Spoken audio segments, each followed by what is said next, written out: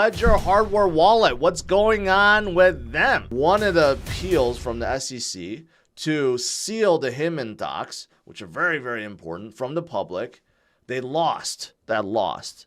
So why is this important? Well, Hinman docs is what Ripple's been fighting for forever. They got approval to look at it. It's a previous SEC director's testimony and his emails and everything in regards to why he thinks Ethereum is a commodity and not a security. Now, of course, SEC does not want anyone to see his arguments because SEC, again, tried to seal it from the public. And the courts ruled that that's unconstitutional. That doesn't make any sense. If this gets unsealed, released to the public, now that means more projects out there, more crypto projects can use this to defend themselves. But this morning, I noticed another headline news on front page of CNBC, how Ripple bought a Swiss startup company, in fact, a crypto custody firm, right, overseas. Now, is this due to the SEC crackdown in the US? I would say so, because Gary had said recently that he believes that exchanges are no longer good custodians, and some in crypto would argue, yeah, you should be your own custodian. But the SEC is trying to argue the likes of Coinbase and Gemini and Kraken, they have their own custody service that a lot of projects, a lot of institutions are using, and the SEC is arguing that no, they're not good enough, that the SEC should be the guard dog, the custodian guard dog, and no one thinks that's a good idea. But this may be the reason why Brad is like, well, maybe we got to start thinking about moving some operations overseas, if not completely. Glad to see Brad and XRP and Ripple fighting the good fight. I don't know why I'm covering this because this is pretty ridiculous. You know, Solana phone, right? You guys know CERN Labs. This is what it sounds like. But the reason why I'm covering this is because Samsung is also copying Solana. And they're going to have an offline mode for your seed phrase. Okay, so that way you're protected. And even though it's on your phone, even Android can't access it. That's like the premise behind the Solana phone. But now Samsung's copying the same thing. So it basically makes this whole endeavor absolutely pointless. I don't know one person that have said, oh, I bought the Solana phone. It's the best phone ever. I mean, when they announced this, I just knew it was just totally ridiculous. And now Samsung's copying it. And I'm sure Apple will copy it soon.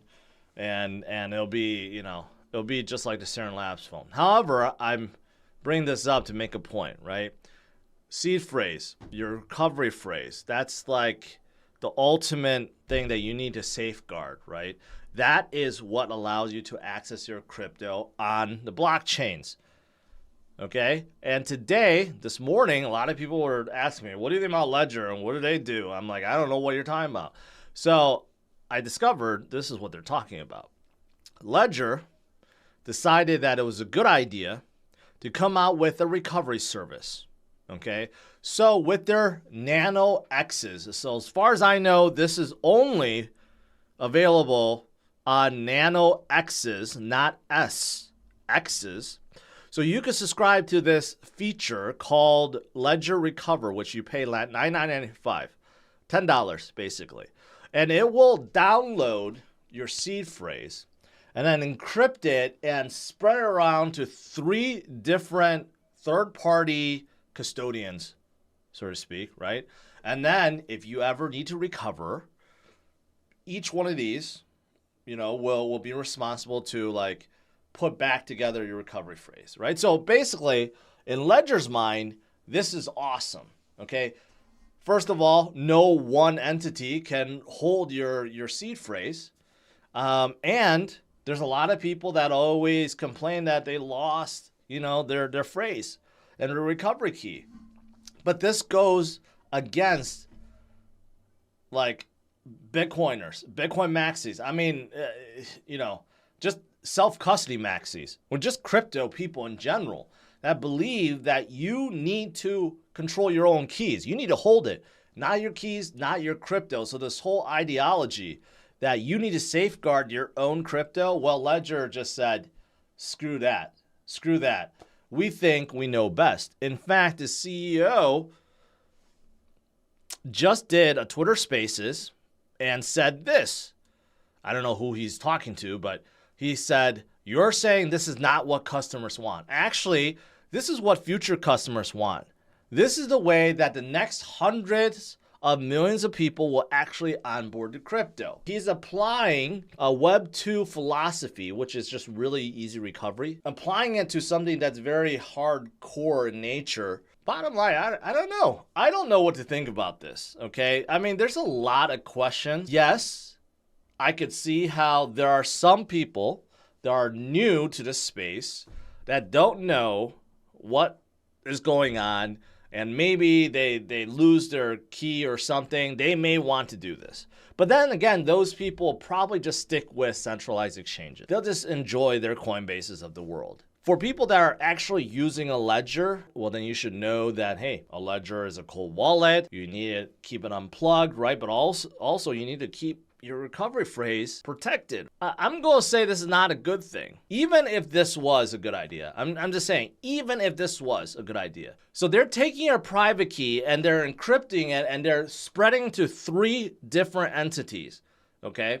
And they argue that that's how, that's how no one has your phrase until you ask for it back and then it can be recovered. Who are these 3 companies? You have someone called CoinCover, Ledger themselves, and an independent backup service provider. Who was that? They don't even specify who the 3rd company is. But here's also the question mark. What if one of these 2 companies go under, right? What if CoinCover goes under? What happens to the 3rd that they control? Or what happens to this independent backup service provider, right? What if they go under? Then what happens to that 3rd? See, there's a lot of question marks. Here's the other thing that people are complaining about, because if you could simply turn the service on for Nano X's, that means there's already a back door built in. That means they already planned for this all along, and they can turn on that back door and take your recovery phrase whenever they want to. And people didn't know this. So that's already built into the Nano X's. It's not like you're sending in your Nano for them to do this, right? You don't even have to send them your recovery phrase. They already know by just turning it on. So that also scares the hell out of a lot of people, that they built in this back door that people didn't know about. So again, this is not a good look for Ledger. And there's a lot of question marks, right? So I don't know. I don't know how this is going to end. I don't know if they are actually going to backtrack and say this is a bad idea. And maybe they're going to release a new Nano X that you could purchase that doesn't have this back door built in. Because if you think about it, it's kind of scary, right? And as far as I know, this is the X version. Like, I use the S. So I don't think it has it built in, but maybe it does. We don't know. I'm going to say maybe Trezor is a better option, although I've never used Trezor before. There are other options. Of course, there's a lot of hardware wallet options, and there's browser-based wallets too, and mobile wallets, but Ledger, I don't know. I may have to change my mind on hardware wallets from Ledger in the future, unless they somehow fix all this.